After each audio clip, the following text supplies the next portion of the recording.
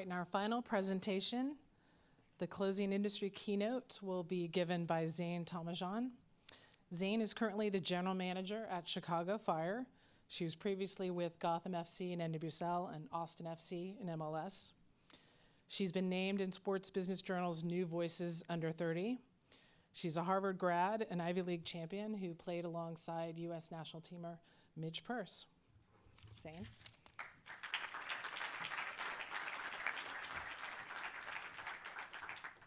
Firstly, thank you to ASI organizers for the invite to come and do this. Really appreciate it. It's really great to be a part of this and have everybody together. So yeah, really honored to be here and really appreciate the opportunity. So yeah, I'm coming in today probably with a slightly different perspective around the use of data. Definitely my day-to-day is not in running regressions or writing academic articles or doing machine learning or anything like that. Really kind of my context and where I come from is salary cap management, roster management. And so it's a slightly different approach, but we definitely use data to inform that. So I'm hoping today I can provide sort of a slightly different perspective on the use of data and potential opportunities where there could be additional research or follow-up to support some of the roster build efforts.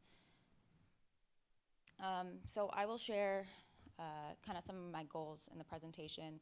What I want to do is I want to talk a little bit just briefly about kind of my background and my journey. Particularly, I know there are students here in the audience, and kind of all the time I'm having students wanting to connect and talk through some of the pathways. So I figured this could be a good opportunity to share some of that, show that there are different pathways. You can carve out your own opportunities within the soccer world. So I will touch on that a little bit. And then what I want to talk about from kind of a data perspective is, again, I'm now with Chicago Fire in MLS as of the last month, but before that I was with NWSL working closely within the salary cap pieces. So figured there's some specific things from my time there that I can bring in just because I'm so new kind of getting back into MLS. So, and I'll touch into that here in a sec, but I think there are opportunities to bring in data, not necessarily from the performance on the pitch, specific moments, you know, XG, expected assists, all of this, but some additional considerations that can help support the roster build, even in terms of players' integration into the team so that they can maximize their performance that can be expected. Yeah, so I spoke through this here briefly, but speaking about my journey and then getting into that. So yeah, I'll talk a little bit about my pathway. I actually was not really thinking going into the soccer side. My whole life, I've been a complete nerd for the game. I was the kid at 10 who took her soccer ball everywhere. I didn't miss a Manchester United game for years and years and years. So I'm just a total really nerd for it. I, at some point, was sleeping with my soccer ball when I was like 8, 9, 10, as I'm sure some people in the crowd can relate. So it wasn't necessarily something that was in my family. It was just something that, you know, we were all into sports, very athletic, and there was just something that was, you know, football was really a part of me for whatever reason, and it has continued to be through this day. And so I loved it, played through college, and I studied economics. I was very much so on the path of, you know, traditional consulting or finance, going on Wall Street, just kind of joining the rat race. And I actually got really sick in college, and I had to take an academic year off. And I was bedridden, things were not good, and really kind of once I got in a better spot, it was, okay, I don't want to just do what I'm expected to do because, you know, all the people that I'm in class with, this is what they're doing. I said, what do I love? What am I passionate about? And for me, that was football. And so I kind of just had this conviction at that time that I want to get into this space, but I didn't know what that looked like. And again, I know there are students here in the crowd who similarly, you love soccer, you want to get into it, whether it's data analytics, whether it's something else, just wanting to, you know, I've been in those shoes before, and so any sort of insight that I can provide, I want to be able to do so. And so really knew that I wanted to get into soccer, but this was my senior year. There was no sports management major where I went to school, and so I felt like I was at ground zero, didn't really know what direction to go. I had been a fan and a player for so long, but didn't know what it really meant to be on the club side or really being in professional sports, and started kind of cold calling whoever I could get connected with. any sort of conversation, anything that I could possibly glean from their path and their insight. Long story short, I ended up getting connected with the now president at Austin FC, Andy Lofdane. This was maybe 2-3 months after the club had been confirmed as a new franchise in MLS, and I grew up in Austin, and so ended up getting connected, started first as an intern, had an opportunity to return sort of as a business strategy coordinator, which I had, when I first joined, there were, as an intern, 10 people at the entire club. Head coach was not hired, no sporting director, no players. It was still 2 years before a ball would even be kicked. And so joined kind of in this business strategy intern role, and received an offer to return back full time, but I actually held off for a good amount of time. I loved the club, I loved who I worked with, but again, this was so new to me of coming in and being on the club side. There were still so many elements of the different departments that I didn't know, so I held off for a while. Long story short, had some people who had done a special assistant role with the former U.S. President at U.S. Soccer and Carlos Cordeiro, and the second in command at MLS, Charles Alchek. And so this idea of the special assistant role was super exciting to me. Long story short, was able to get involved doing that with Andy and then our sporting director there at the time, and very quickly 90% of my role became on the sporting side. So I was working out of the training facility, kind of supporting in this role. What does it look like to open up a new training facility, field a new team, creating the processes and the operational pieces. So it's an incredible learning opportunity. Again, if there's anybody who's a student who knows they want to get into soccer but doesn't know really in what capacity, I highly recommend, again, going through the process, speaking with whoever you can get connected with, but pursuing, potentially an opportunity to do a special assistant role, as it provides you with a lot of exposure to different projects, different people, different conversations. So hopefully that can be something that is helpful, and I really, really highly recommend, because you get a very holistic look at what it means to be part of a club and run a club, and from there you can understand what's important to you and what's really fascinating to you within that you want to pursue. So we had a moment of transition within our sporting directors, and I had assisted on different pieces related to building out recruitment decks for players that we were trying to sign. And so had been involved in different projects around the roster, and we had a transition within our sporting director, and our assistant GM became our interim, and he kind of needed someone to be his right hand. This is Sean Rubio, who's now technical director at Toronto FC, and he and I had a great relationship. He brought me in, and that's when I really got involved in terms of the salary cap and roster management, and found that's really what I love and want to do. It's sort of, with the economics background, it's just this giant optimization problem, but being able to bring in what I love and what I'm passionate about, which is football and building a roster and trying to be strategic within that. And so, yeah, that was kind of Austin FC. Sean went to Toronto, and we had Rodolfo Borrell come in, who's the current sporting director there. Similar thing. I was involved as his right hand. He had come from just winning the treble with Manchester City as Pep Guardiola's number 2. So coming from a coach to being a sporting director is very different, and going from the Premier League, particularly Manchester City, where you can pretty much give a blank checkbook to any player you're trying to sign, to now you're in MLS, and what is a TAM player, what is a DP, what is a maximum salary budget charge, all those things kind of served as his right hand, allowed him to help him with the transition.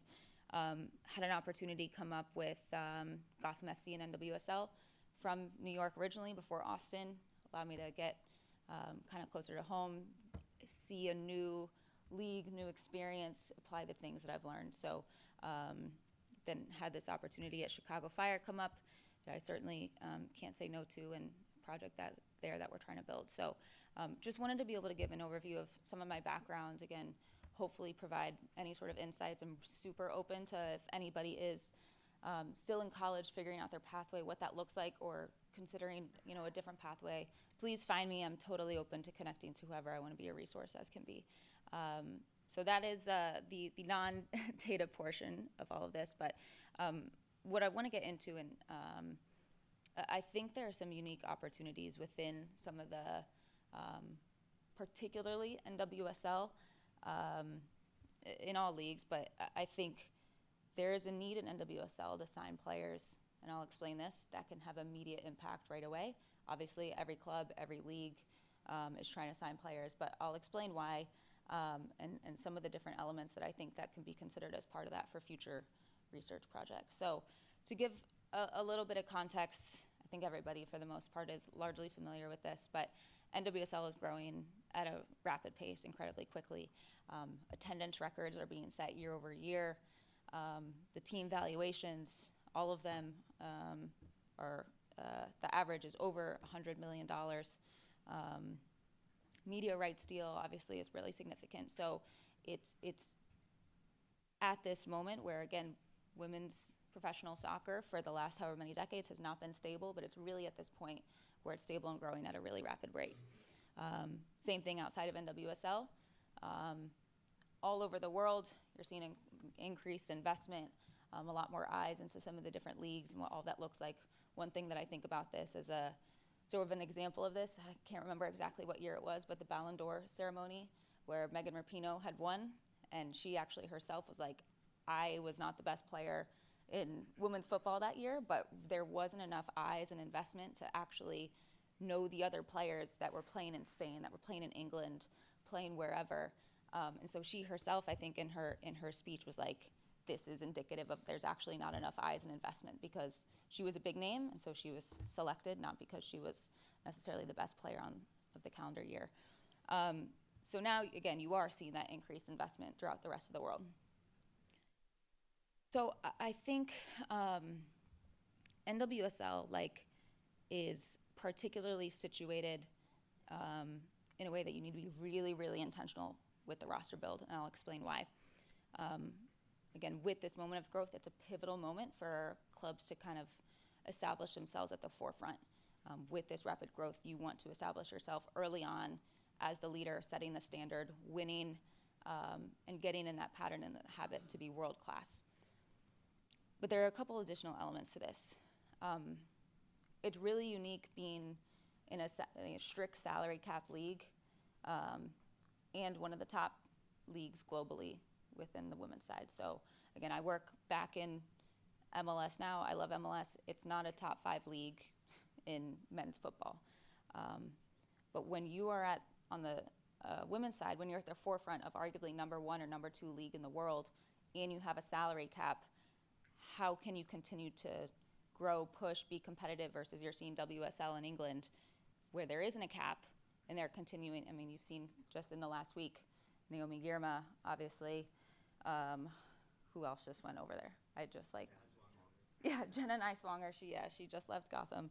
Crystal Dunn just went to PSG. There's rumors of Trinity Rodman going over there, Sam Coffey from Portland. And so you're in this moment where it's like, okay, we need to be able to compete and still be competitive because there are other opportunities. So how do we continue to be the best? You have limited roster spots as well, so you have to be really intentional with your signings. You have to ensure that they come in and can have immediate impact. MLS, you have a roster of up to 30.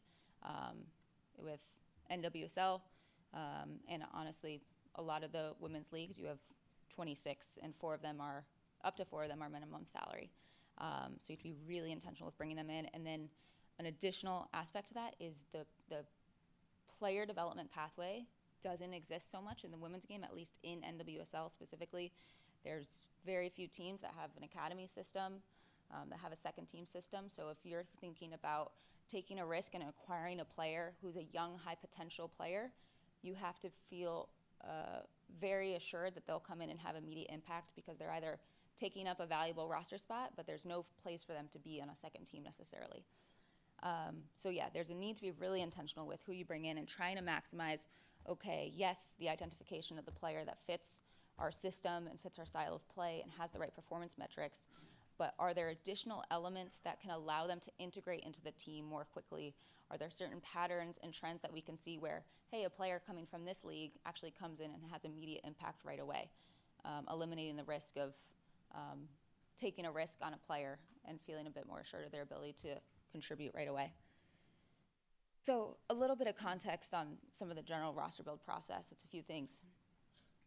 Obviously, from club to club, it'll change, but a lot of this is aligned, from my understanding, from club to club. So defining the positional profiles and metrics, age curves, continuing to be aware of some of the succession plan, making sure that the distribution of ages, positions, minutes played allows you to have a succession plan so that you don't have any gaps. If all your midfielders are 30 and about to be on the last year of their contract, you allowed to have a succession plan through that. Continued evaluation of the performance of the current roster, having a clear plan for the coming windows so that you can communicate that proactively to your scouting team and data team to begin the player ID process. And maintaining a database of all the players observed with all the necessary key information, any sort of subjective analysis from the scouts, and any sort of data from the data analysts as well. So kind of just to give you a little bit of context on that, and now for me, some of where there could be additional opportunities to ask questions and answer it with data to help support players being able to come in and adapt right away and being really intentional with that. So again, for a long time, the makeup of rosters in NWSL was very heavily domestic, especially with the draft system. With this global growth, you are seeing, again, more international transfers in NWSL and more players who are international having that impact.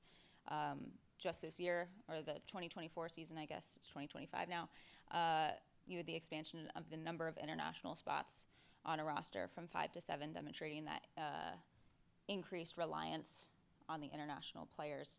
I think important to note, last year, the 2024 season was dominated really by Barbara Banda and Temwa Chawinga. This was both of their first seasons in the league. They came in, you can see the list here of their accomplishments. Both made the NWSL Best 11. Barbara Banda, they won the Supporter Shield and the NWSL Championship. She was the championship MVP. Temwa Chawinga, 2024 MVP of the whole league, Golden Boot winner.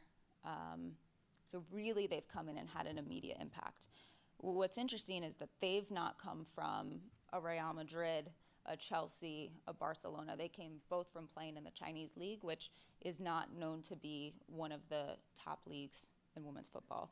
So what is it about them having played in the Chinese league that allows them to come in and have not just immediate impact, but have the best seasons among any players in NWSL for that year? And so it raises some interesting questions of like, okay, how can we identify those sort of players and bring them in and kind of have that replicable success with the acquisitions? So there are some questions, and this is kind of what I reference when I say there are some different questions that could be answered with data that are a little bit different than just the performance metrics or referring to specific events on the pitch. Really, when we bring in a player, it's a holistic process of making sure that they have the support, because yes, there are data points supporting these pieces, but how can we, off the field, support them so that they can perform to the best of their abilities? With their relocation, do they have family here? These things all play a factor in terms of allowing them to actually perform. So some of the questions that I think are worth consideration for how we can continue to be more intentional with the players that we bring in. So how does a player's goal scoring record translate from different leagues to NWSL? So Banda and Chawinga, they came directly, as I said, from the Chinese Super League, but even before that, it's not like that they were at a top club. Banda was playing at a club called Logroño in Spain, not a first division team. Chawinga was playing with a also not well-known team in Sweden as well. And so if you look at their goal scoring records, still unbelievable in both of those clubs, and they come in and replicate the same thing here.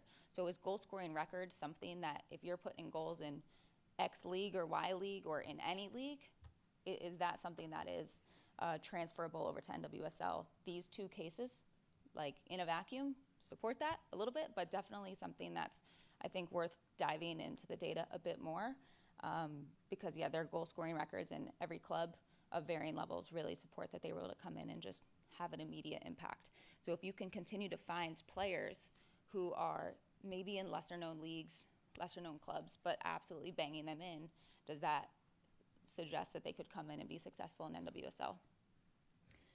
I'll get into this one more in a second, but do players coming from certain leagues or specific clubs adapt to NWSL more quickly? I'll dive into an analysis, very brief, that our kind of data team did at Gotham, kind of exploring some of that question.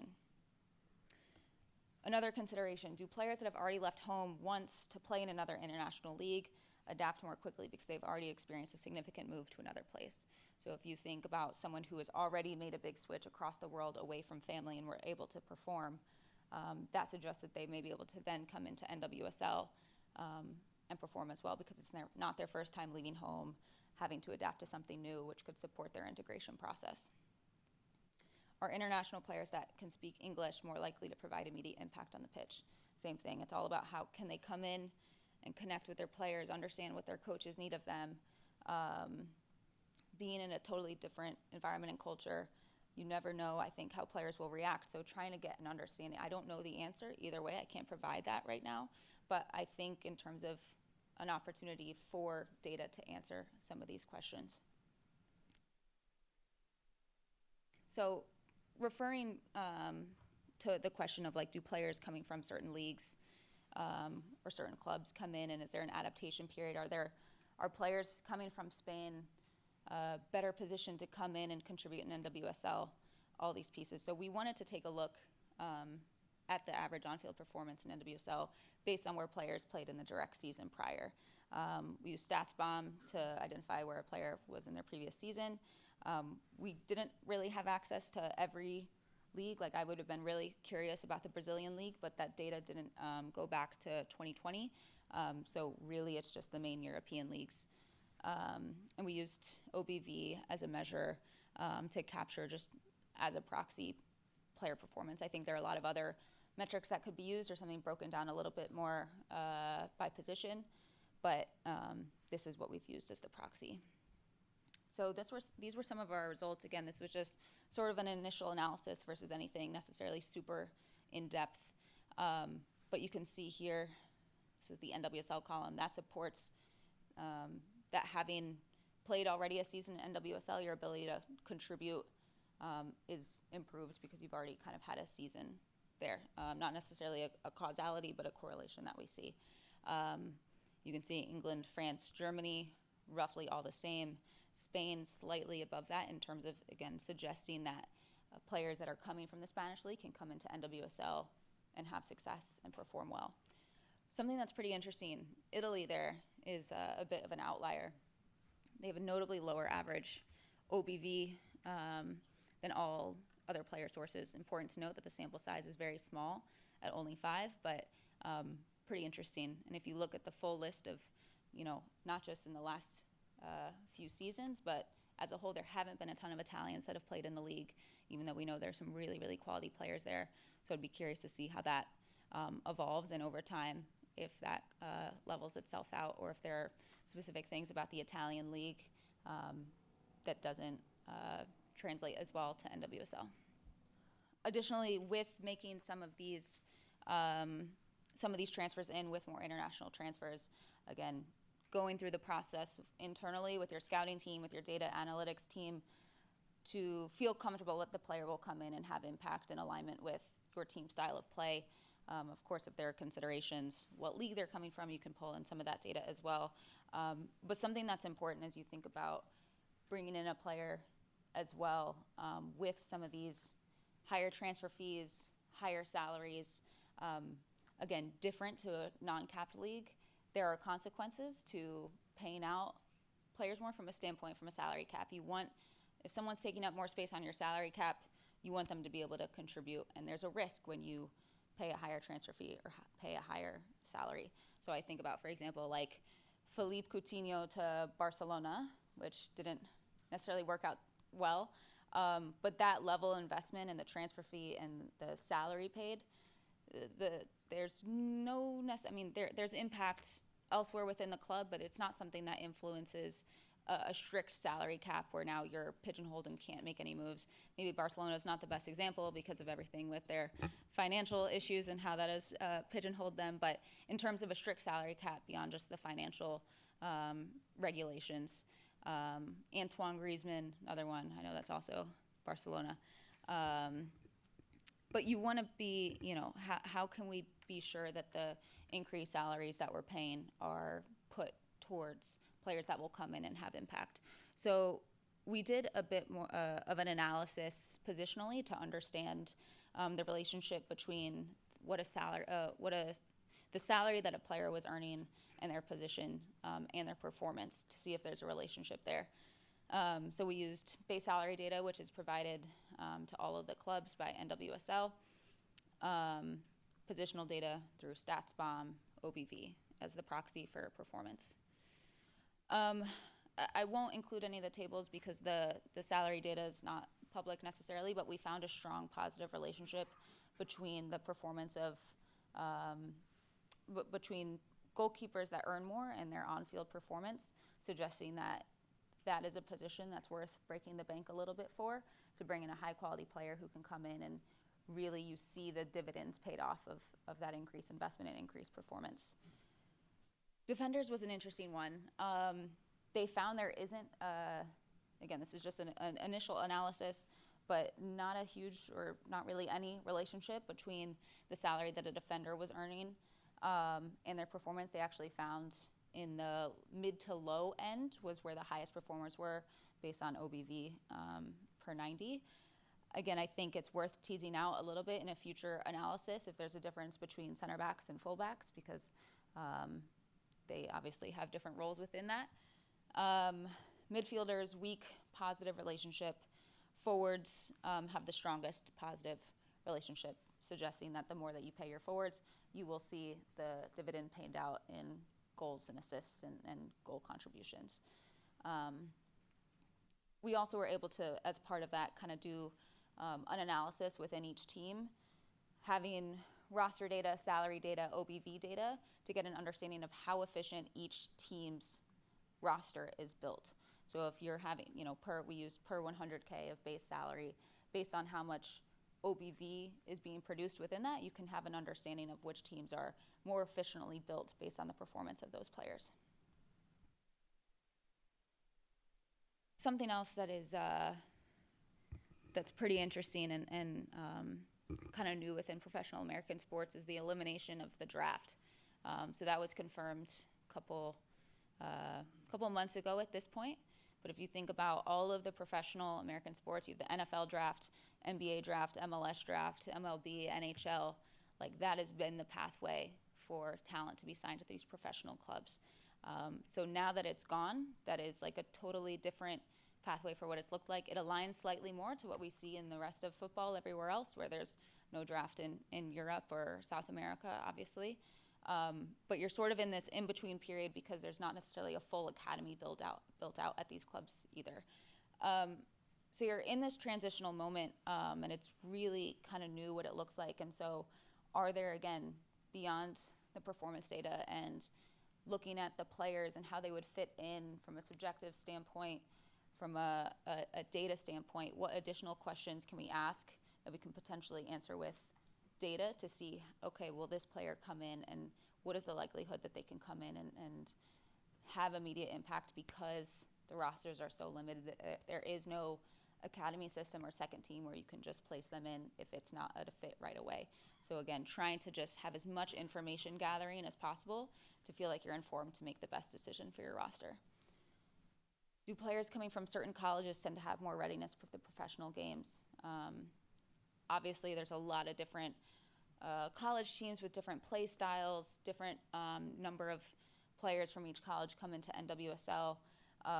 But do you find for your style of play that there are certain colleges that they come in and have impact? I mean, Stanford, you think of Girma, you think of Sophia Smith, like continuing to dive into sort of the relationship between players that leave college and what is their preparedness to be able to compete in the professional game. Right now, you're seeing with the draft going away, players are leaving college early. They're playing for a year. You had Katie Scott just leave Penn State after her freshman year and signed with Kansas City Current. And so now that this pathway exists for players, are we finding, like, and again, this is a very new phenomenon for NWSL, so it's something that will have to be seen over time of, is this actually something that is beneficial for their development, or is it more beneficial or, in terms of being able to come in and have immediate impact, or should they have stayed in college for another couple of years? So again, having to be intentional with when you bring the players in. This is something that we dove into actually briefly. The Mac Herman Trophy list is the prestigious prize in college. There's a watch list. They pare it down round by round to the semifinalists or the finalists.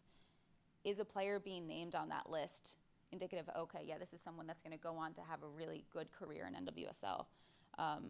We looked at that versus the top drawer soccer rankings. Believe it or not, we actually saw that being on the top 10 of top drawer soccer was more indicative of coming in and having immediate impact in that first year, measured by minutes played and OBV, than the Mac Herman trophy list, which was interesting to me. Same thing, you have a lot of these players coming out of college. Do these young players having youth national team experience, is that something that's indicative of being able to go on and have a good professional career in NWSL?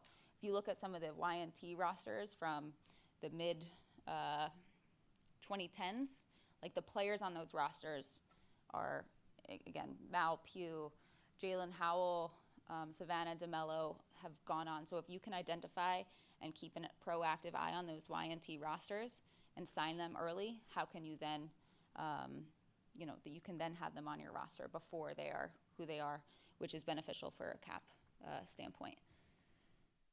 A couple of additional considerations within all this. Obviously, the adaptation of a player to come in and have an immediate impact and contribute on the field also varies on an individual basis. We can try and find trends about a player from this league or this college will come in and be able to be well positioned to contribute right away.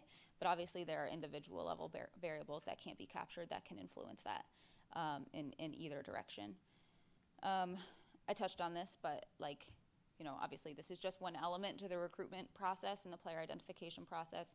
Making sure that it's part of the broader roster strategy process is very important. Something that's, I think, important for me or interesting to me for NWSL clubs, because they don't have a build out of a reserve team or academy, what you run the risk of Chelsea can go and buy all these players. Right now, being able to identify players before they are who they are is super beneficial in a capped league, but that's the risk that you play of. So Gotham, while I was there, we signed Stella Nyamekye, who's from Ghana, U20. We felt really assured of her ability to come in, but if we didn't feel like we had the space in the roster, that's a player that we would have missed out on, that Chelsea, for example, could have swooped up, and they've got a whole academy system built out. So for NWSL clubs, in terms of the immediate moment, can you partner with clubs to be able to kind of have as a loan system? You think about Chelsea used, Chelsea men's have a really big loan system, kind of farming system. Is there an opportunity for NWSL teams to be able to acquire talent without taking on that risk within their senior roster, but also not having to then purchase the rights to the player when they are significantly more expensive? So I think that's something for NWSL clubs to consider. And again, similarly, I think this is the bigger piece of, with the exponential growth of the women's game, how will NWSL continue to keep their players, continue to grow? I think it's an exciting time for all of it, and I think NWSL's benefit really comes from the parity within the league, and it's the most competitive league in women's football, and I feel strongly about that. I will pause here, and sorry. We have time for a couple questions over on the far side.